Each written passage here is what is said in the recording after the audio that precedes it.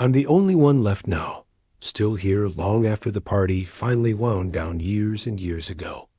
All the people I ever loved, they're gone.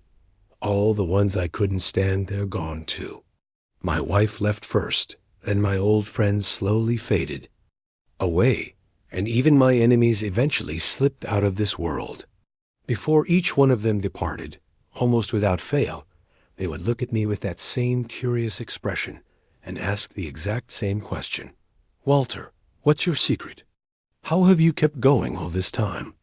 And every single time, I would give them the same straightforward answer: clean food. I truly believed it back then, but over the decades, I started to observe something that puzzled me deeply. The folks who followed every perfect rule, eating only the cleanest meals, exercising for hours upon hours each day, sticking to every health guideline they could find, those people left this earth just as quickly as the ones who lived more freely and didn't worry so much about every bite. So I've had plenty of quiet time sitting here thinking, to wrestle with that question. And the truth I eventually uncovered had almost nothing to do with whatever was sitting on my dinner plate. Diet was never the real key to a long life. It was only one small piece of a much bigger picture. When I was younger, around your age, I was convinced that eating the right things would solve nearly every problem life could throw at me. But after watching everyone I cared about pass on, one by one, I began noticing deeper patterns. My name is Walter, and today I am 105 years old. For 41 long years, I made my living driving a taxi through these streets. Even now, I still rise every single morning at 6 o'clock sharp and prepare my own pot of coffee, just the way I like it. I still settle into this same worn chair that I've occupied faithfully for the past 47 years. The chair right across from me has stayed empty for 11 years now. I stopped bothering to move it a long time ago. It just sits there, a quiet reminder. People still come around, reporters with their cameras, doctors with their questions, curious neighbors, even strangers who heard about the old man who won't quit. They all want the same thing, the famous list. They ask me eagerly, "What exactly do you eat, Walter? How many hours do you sleep each night? Which vitamins and supplements do you take?" I politely hand over the list they're hoping for. They scribble it down quickly, looking satisfied, and then they leave feeling like they've discovered something valuable.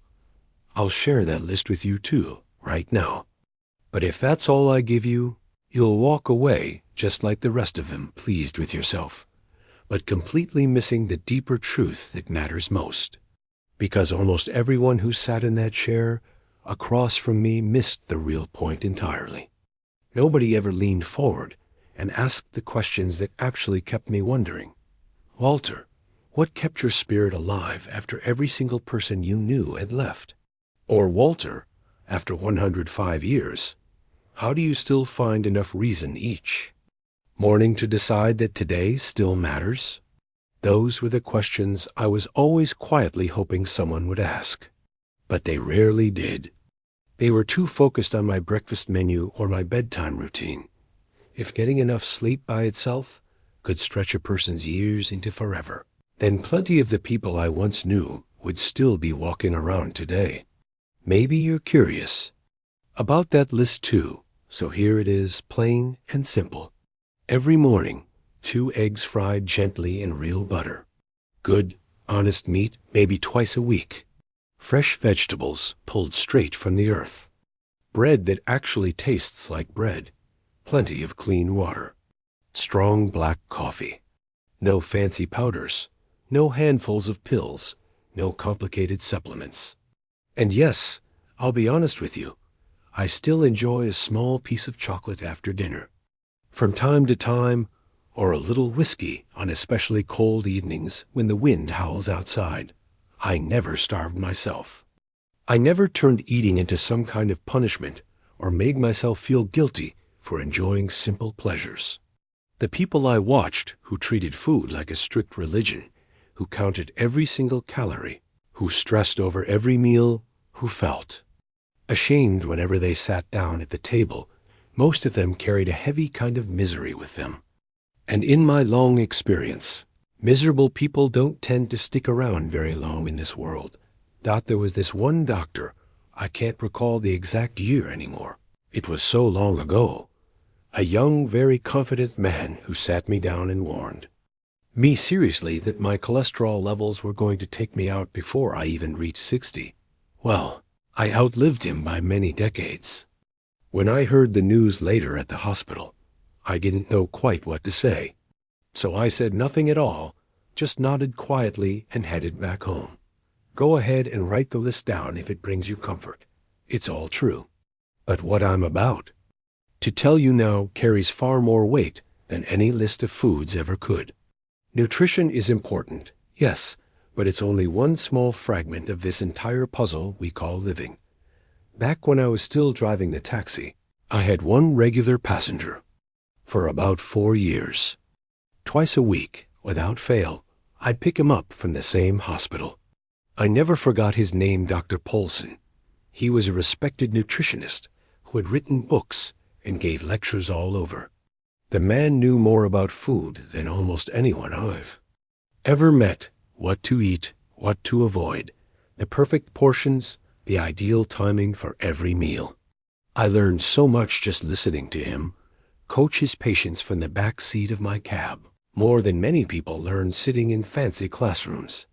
One quiet afternoon, I finally asked him directly, "Doctor, what do you believe is the real secret to living a long and healthy life?" He paused for a moment. Then he answered confidently, "Walter, eat clean, sleep well, and avoid stress at all costs." I let the sound of the engine fill the silence for a while before replying, "And do you follow all 3 of those yourself?" He didn't answer right away.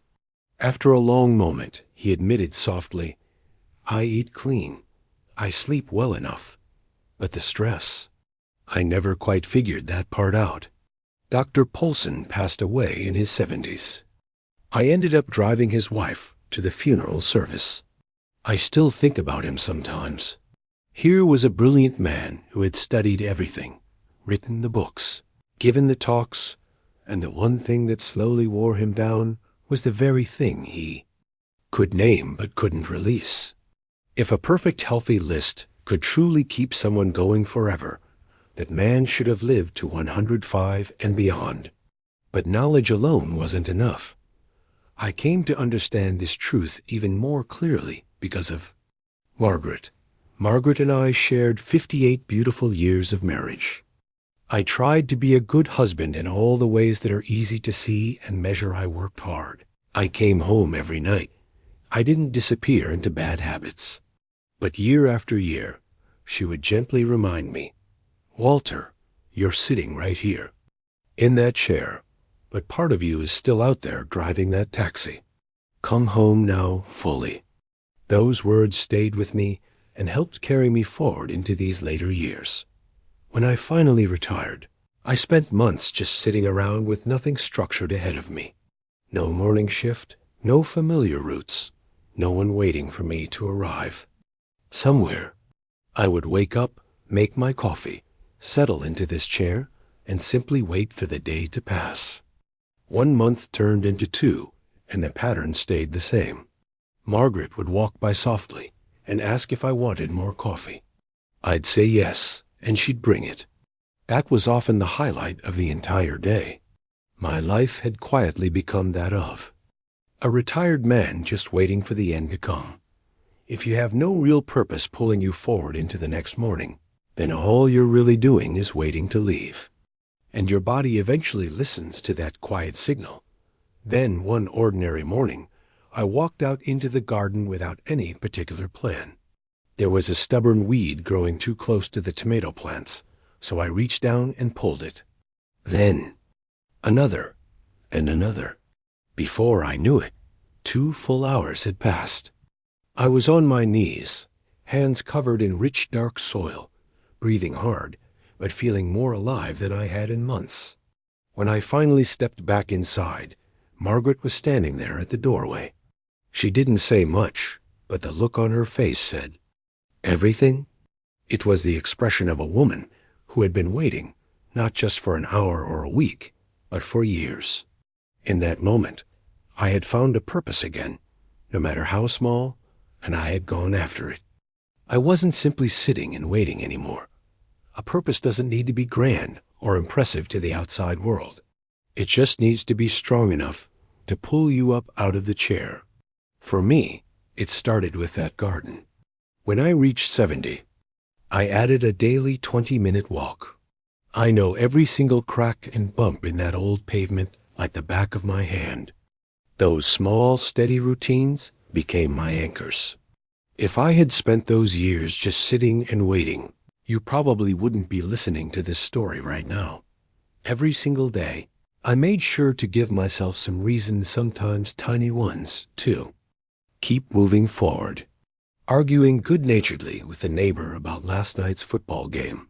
Putting on an old favorite record at exactly 7 in the evening.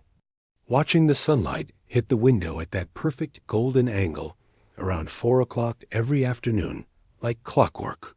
These things sound almost embarrassingly small when I say them out loud, but they kept me rooted here, day after day. Every morning, I had at least one small reason to open my eyes and begin again. They gave my hours direction and quiet meaning. The people I saw leave the fastest were often the ones who retired from both their work and their sense of purpose at the same time. They simply sat down one day, and their bodies took the hint. Even with stomachs full of the cleanest food, they slowly drifted away, quiet and peaceful. Now I want to share the part that still hurts the most, even after all this time. Margaret passed away 11 years ago. It will be 12 years this coming October. The years start to blur together when you live this long. The morning after she left, I woke up at 6 out of pure habit. I went to the kitchen and made 2 cups of coffee. Just like always. I set them both on the table and stared at them for what felt like forever. I couldn't bring myself to drink mine, but I also couldn't pour hers out. So I just sat there with both cups as the coffee slowly went cold, and the light in the kitchen shifted around me. An hour passed, maybe more, and at some point, I realized I was still breathing. I was still here. The day wasn't going to pause for my grief. The hours kept moving forward, whether I was ready or not. So I stood up, walked out to the garden, pulled a few weeds, took my usual 20-minute walk, came back inside, and called my son Robert.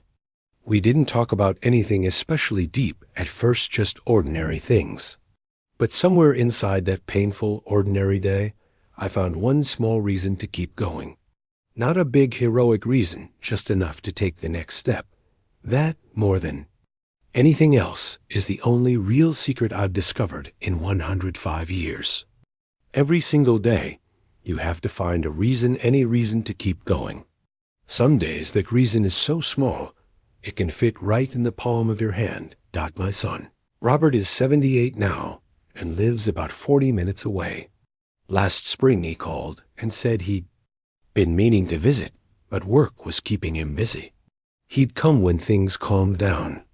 I told him gently but clearly, "Robert, I am 105 years old.